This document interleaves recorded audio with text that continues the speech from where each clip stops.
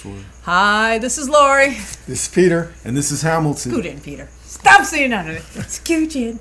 And we are with Heroes Character Rental Service. We are Action Heroes LA. Action! Thank you, HBO. Action. And we're not here to do a movie review. We are here to do a TV show review of the new Lovecraft Country on HBO. So, anyone to go and want some background on this?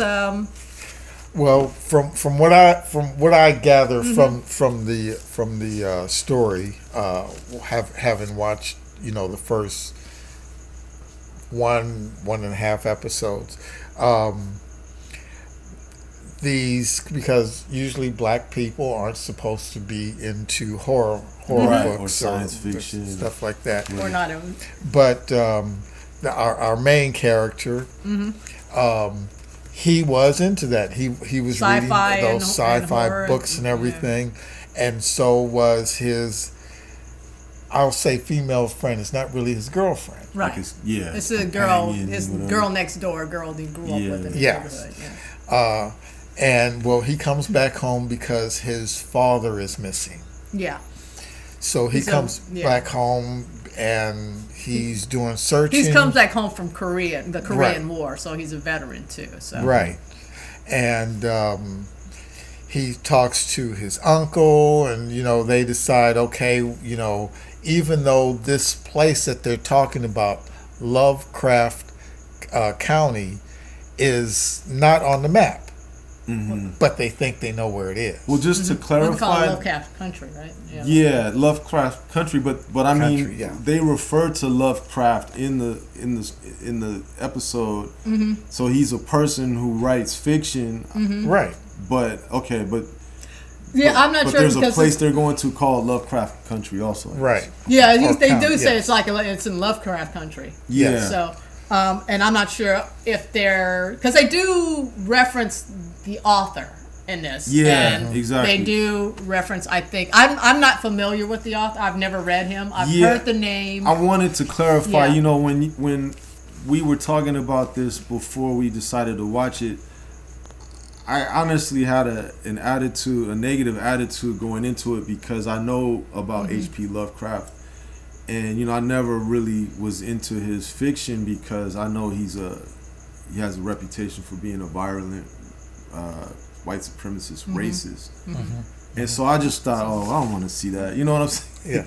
Well, the thing is,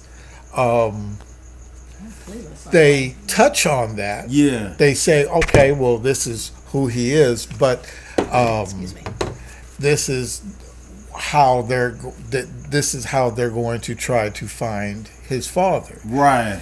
And the guy and the girl had been in some sort of club in high school. Yeah, they're science fiction nerds. Right. Yeah, kind of everybody in this is a blurred black nerd. But what I really like about this, though, personally. Yeah. But what I really like about this is that things that they are saying as they're going along, they are giving you. There are just tiny bits of Easter eggs or clues, little breadcrumbs that they're giving you. Mm-hmm. And the other thing I like about it is you may pick up on them, but you may not. Mm-hmm. But then throughout this melodrama, as it's going on, then they say, they're almost like, okay, in case you didn't get it, now here's something. Here's a bigger clue. Here's how all those little clues come up, and I was just amazed at this, and I was picking up on things, and I was saying, it's this, and it's that, and this is who this is, and this is why that person left. And if you listen to the story as they are telling it, and all of them are telling a little bit of a different part of it, but what you get to do is, as the person watching, is pick up on it and put things together and say, that means this, this means that, that's why this is happening, and the the show doesn't go, okay, now we're going to throw you a curve. Mm-hmm. It is going along with what all the clues are telling you. It's leading you. The clues are leading you to the direction you're. I gotta be honest. For me, watching this first episode was interesting because I find these characters interesting. Like you guys said, you got. I don't know the name of the main actor. I've seen him. His before. name, I got it. He was actually in the Five Bloods. He played the son of MAGA Hat. Oh, Yeah, exactly. I've seen him in a lot of he's just supporting roles over the last Jonathan couple Majors years. is his name. And he's an interesting actor to watch. I like Especially Jurnee Smollet. Sorry. Jussie Smollett's sister. She's I didn't good. realize I just looked her up. She was the little girl in Eve's Bayou. Right. That's pretty interesting. She's actually been around for a Wait while. a minute. That wasn't Rosie Perez. Uh-oh, he dropped a Rosie Perez bomb on us. It Moving took on. this long for the Rosie Perez drop. But what I was gonna say is I find it interesting because I consider myself a blurred.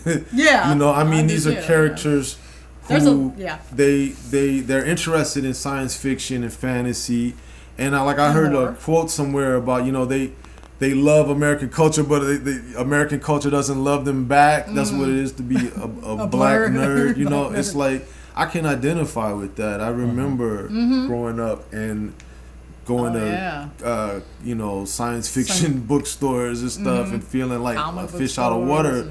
But I was just interested in as a form of escape, and I had a healthy interest in that realm, of wanting to know more about it. And these characters are the same way, and I think that's something that, and they're using Lovecraft as a platform to explore racism, in this country, and I think that's interesting. I think it doesn't feel like they're trying to be woke. I'm really happy about that. It doesn't feel like they're trying to put a woke spin on an old, writer who's been around forever. People know like you say, they're trying to, Yeah. I mean, I didn't watch Watchmen. I tried to get into it, but I couldn't. I didn't get into it last year, but I kind of got that vibe that it's kind of woke. They're trying to. We're gonna make it. There was one thing at one time that we're gonna color. Exactly. They took something that had nothing to do with what they were trying to do with it, and it just felt kind of disingenuous. I don't know. Okay. Well, it was, to me, it was a spectacular show, and it is a spectacular show. I think they go very deep into each character. I think each character has a role where they might be saying, no, you can't do that, and then somebody else is saying, but yes, you can. Like even the uncle, there's a part where they all get separate rooms, and you're going to the second episode though. Aren't you? No, that's still in the first episode, I believe. I think you're going into the second episode. Am I? Okay. Yeah, all right. I think you're jumping ahead because you've seen all the second episodes. Yeah. You're getting into the second episode. So now I wanted to get into going back to Lovecraft. I've heard like I said, I've never read and didn't know too much about the writer, but when hearing about this show, it's like, oh yeah, they kind of had do something about the problematic nature of Lovecraft. I was like, okay, he must have said some racist shit in the past. Yeah. And so, and then the racist. second time kind of watching this episode with you, I noticed there's a particular line he quotes. It's like a poem about the N-word. Right. And I was like, oh, it's attributed to Lovecraft. Yeah. So they immediately is like, yeah, this guy wrote this shit. Yeah. My dad had me memorize it because I was reading those books. He's like, let you know what this guy was really about. Yeah. And so that's how I thought it was a really interesting way to approach it. You're right. And so, exactly. Yeah. So that's what I was impressed with. Like you're saying, not the woke way, but it's kind of like. Because I wouldn't watch this show if it didn't have some kind of relevance to me on a racial level. Because the idea of watching horror made by a white supremacist racist just doesn't interest me. Well, and we have, who the people. This show was developed by Misha Green and Jordan Peele.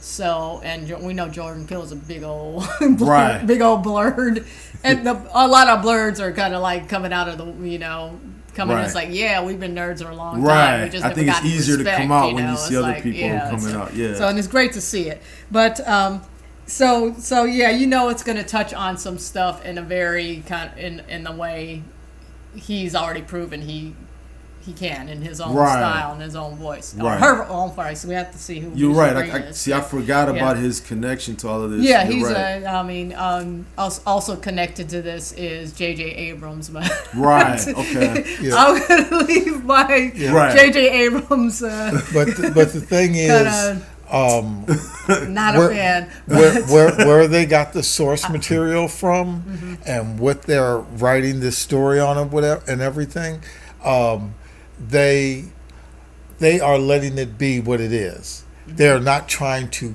fix it, and I love that about this. Right. And this guy was this, and he wrote it. Right. Okay. Next. Yeah. And then they did like this. Okay. Right. Is it a good story? Yes. Right. Next. It's an intelligent. I mean, from what I've seen in the first episode, I think it's an intelligent approach to telling a story, and it's not. I get the impression. I don't know where they're gonna go with this, but they're setting it up for something really interesting. I can see that there's an interesting story being laid out. Well, I'll tell you, I can't wait because you can't wait to. I mean, Lori came in and watched me watching it, and she said, "Wow, you're on the edge of your seat," and I was like, exactly like.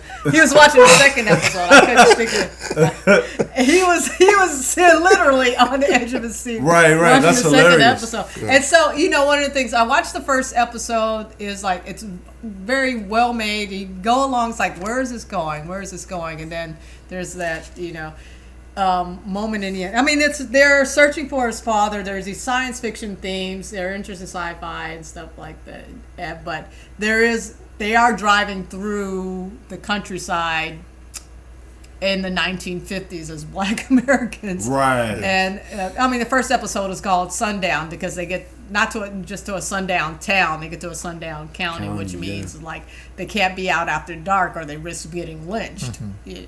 And that builds a lot of tension. But there's a twist at the end, and that's where the sci-fi horror element comes in. And so which makes this like an even more interesting show to follow along with. So I was enjoying it. It's just really well made. Really, you kind of like, where's this going? It's very mysterious. You're like, what is this thing that pops out of nowhere? What's going to happen? And they build up a lot of tension, and then when the surprise hits, though, there's some CGI. And you guys, you know how I feel about CGI. Right. It took me out of it. It's like, oh man. I'm at a point where I don't. It doesn't move me one way or the other. You guys. It took me out. It always like, oh, that looks like. Yeah, no. It looks, it looked. I wasn't into it, but yeah, I know what you're saying. I was like, the moment was like, oh shit, but like, I like some of the earlier scenes when he was in his head. Yeah, I thought that was interesting scenes. When the I don't know what that monster is with the wings. That's a famous Lovecraftian monster with the tentacles and the wings. Oh yeah, I don't know what it's called, but. Yeah, I thought that was interesting. The flying octopus. Yeah, exactly. Something like that. So yeah, that took me about, like, when I rewatched it again, and I could just not think of that, and it's just like, I really enjoyed that episode the second time, and started getting into when I watched this with my mom the first time. And I was like, the second episode's out, you want to watch it? And we're up late at night, and she's recovering. She's convalescing right now because she injured her shoulder, and it was late. I don't think she was in the mood to watch something kind of horror. She's like, "Can we turn this off?" And I thought, well, it's kind of maybe, and like I said, the Grace thing the Grace's review that you sent me came back to me. I was like, oh, maybe it's not. It's not for everyone, maybe. Yeah. Because it's like I said, with the change in tone and stuff like that, and it's like I hadn't gone enough through that second episode, but I was afraid that like, oh, maybe it's gonna be my mom picked up on something that. I think it helps if you already are interested in horror or science fiction. Or you lean in that direction, but I think it's something like a lot of people can watch. Yeah, my mom is, but she doesn't like TV series though. Okay, she's a movie person. Okay, yeah, I know your mom likes to watch a lot of movies. I thought she liked TV too. But you see, too, I do think it is a age or generational thing as well. I can look at it from my generation, and I'm just following a story. Sometimes someone of my parents' generation, there are hurtful things that happen. Right. And just like I can't go with that. And it, sometimes some of those things can skip over things and resonate in different ways because the original Roots, I can't watch that because I've watched it and it has changed my attitude when I go out and I react to people in a different way. With this, I think I was better equipped, and maybe I can look at Roots now, and I'm better equipped to see certain things. So I'm with this. I just really fell in love with just how it was presented, the things that happened, the characters as they came into being. I was just, that's this character, and this was happening. It's almost as though I read the book and saw the characters coming to life, much like I read the comics. So as they were putting together the Avengers, some of it by their single movies and things like that, I was saying, oh, this is this. Oh, this is that. Because in the Thor movie, when Hawkeye shows up in there, a lot of people don't know, and I'm like, that's Hawkeye. That, and this is why you see this, because this is Hawkeye. So I noticed that I was doing the same thing in this movie, that when the sheriff showed up, this is him. When other things was happening, I said, that means this, and this connects to there, and this. So things that they're saying, and again, you did not have to read any of the books because they do a well-crafted way of presenting it to you. Bringing it to life. Yeah, so it was just amazing. Right. Well, one thing I wanted to talk about was it's presenting certain racial experiences, I think, very authentically. That's entertaining, Yes. It's, like them being worried about getting caught in a sundown community. The uncle of Tick, who is the main character played by Jonathan Majors, is like a Green Book author, they're not the Green Book, but he travels around, finds a safe place for Negroes to stay and eat around the country, and he writes a book, publishes a book about that. And so it's those experiences, and even in the second episode, when you get to that, there's even some things going on in there, that I was like, it was just, I was like, okay, they're touching on a lot of things that's in history of Black Americans, we can relate to, and we understand from our own history because it happened to our family, and so on. That I think is really a great part of this series, and then to mix it up with a sci-fi horror element, it's like Right. wow, Oh, that's pretty yeah, amazing. Exactly. They did a really, really Black good nerd job. heaven, y'all.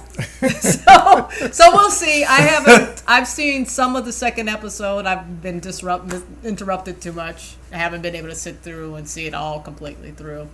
And I don't know. Haven't decided if we're gonna keep reviewing episodes. I think we're gonna watch a few more and then decide. Yeah, we want to do the series because a lot of people are doing reviews of this. But I did want to, especially coming on the tails of us watching Cabin in the Woods. I thought this was like, oh my gosh, this is kind of nice. That was a nice jumping off point to kind of get into this to this show. And so I gotta say, I personally, I know Peter, you said you like horror. I like horror. I know you don't generally like horror, Lauren, I'm glad. But I don't mind it if it's a good movie. Yeah, if it's good. That's my rule about everything. Yeah. If it's good, I like it. Yeah, but I don't like all horror, but I like if I think it's interesting. Yeah, and I think this is something to see more of. So, get HBO. Well, it looks like I think the first episode is on YouTube. That's the first episode right here that the streaming they put on YouTube to watch. Right. Get HBO if you have it. If you've watched Lovecraft Country, you like it, don't like it. Showtime or? No, it's on HBO. Oh, I'm sorry. Okay. Post in the comments. Let us know what you think, and we got to decide if we're gonna keep reviewing. I think we're going to be watching some more of it. Yeah. See where it goes. Well, hope it holds up. Whether you're black, white, Asian, Hispanic, Yeah. whoever, Totally. you will love it. Even if you're not a Rosie Perez fan, you will love it. Even though she's a star in this movie, or this TV show. This is TV show. That's what the other doppelganger is doppelganger. You mentioned about the characters, her doppelganger, Jurnee Smollet. Yeah. So she's like a young Rosie Perez, but.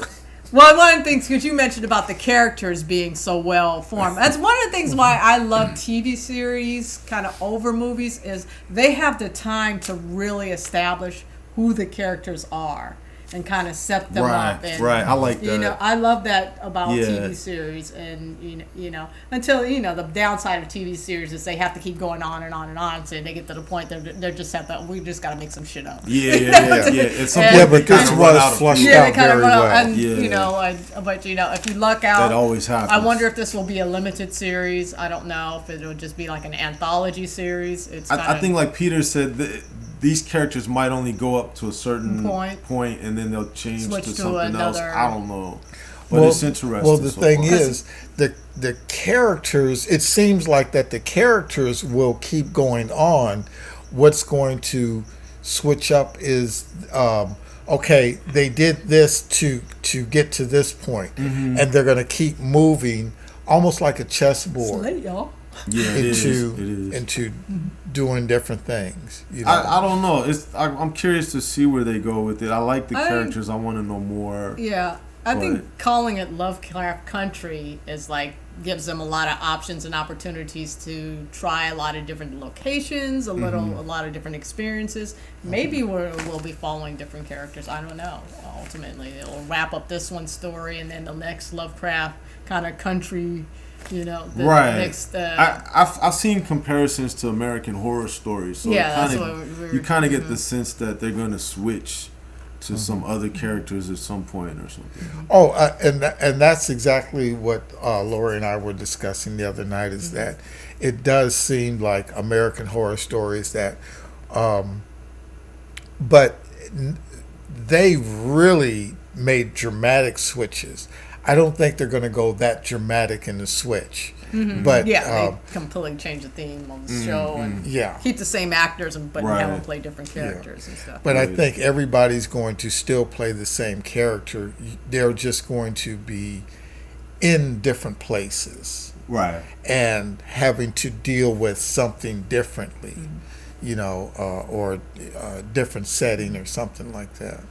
Well, I don't watch too many TV shows. The last TV show I watched all the way through for the first season was The Boys. You guys? I haven't watched that yet. I liked it. Yeah. My whole rule is I'll watch it up until I stopped losing the interest to watch it. You know, so yeah, I want to see the next few episodes. I'm a person. I like riding out. If I have a TV series I love, I'm ride or die out even when it gets stupid. No, I get that. Most people are probably that way. But anyway, so that's Lovecraft Country. Definitely check it out and let us know what you think in the comments. And we out.